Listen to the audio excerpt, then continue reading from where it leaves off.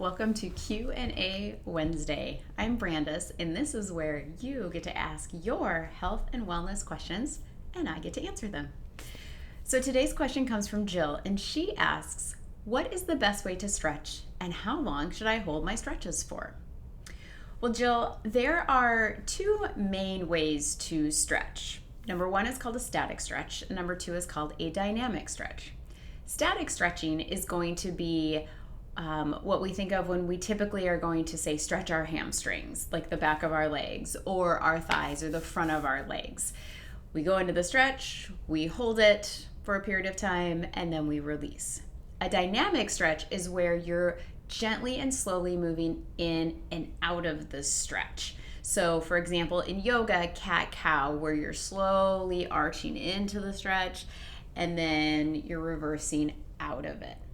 No matter what kind of stretch you're doing, you always want to ease into the stretch slowly, come out of it slowly, and never do any quick or fast movements or bouncing, okay?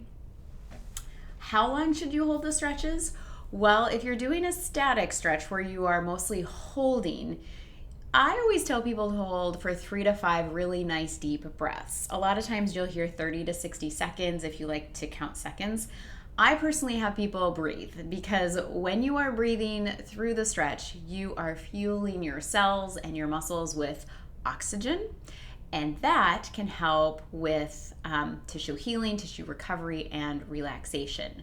So for example, if I was going to stretch my arm up and overhead, I would bring my arm up for a static stretch. I would gently hold for 2 to 3 nice deep breaths.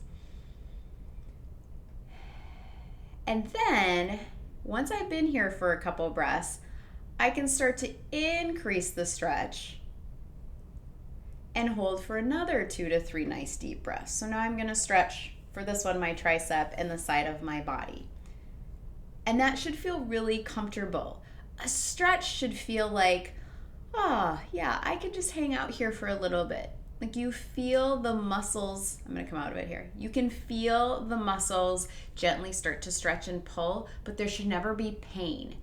And a stretch should never feel like you want to get out of it. So say you're stretching, you're like, oh my gosh, this is really intense and it's really uncomfortable.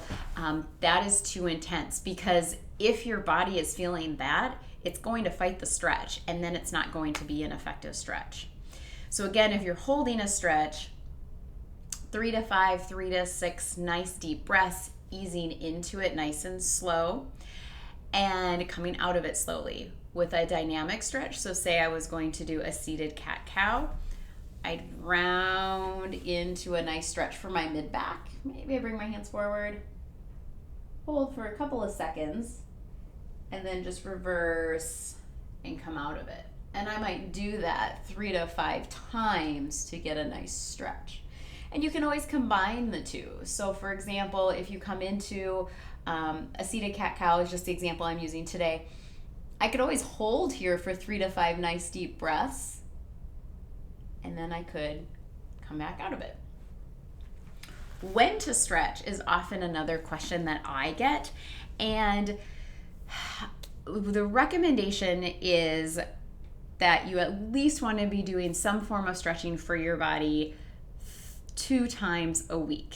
Now, I always think it's important to stretch every day, to be perfectly honest, because you can increase your flexibility. It's not about how much you do. So it's not about doing an hour of stretches every single day. It's about what you do consistently. So finding 3 or 4 stretches that feel really good in your body and doing those consistently every day in general can be really helpful for decreasing aches and pains and stiffness that you might otherwise have from tight muscles. If you're going to go for, say, a run or a bike ride, well then what the research shows is it's best before you do that activity to do a warm-up or a dynamic stretch. So say, for example, you're going to go for a run, doing some brisk walking for 5 minutes, 10 minutes or so before you go into the run.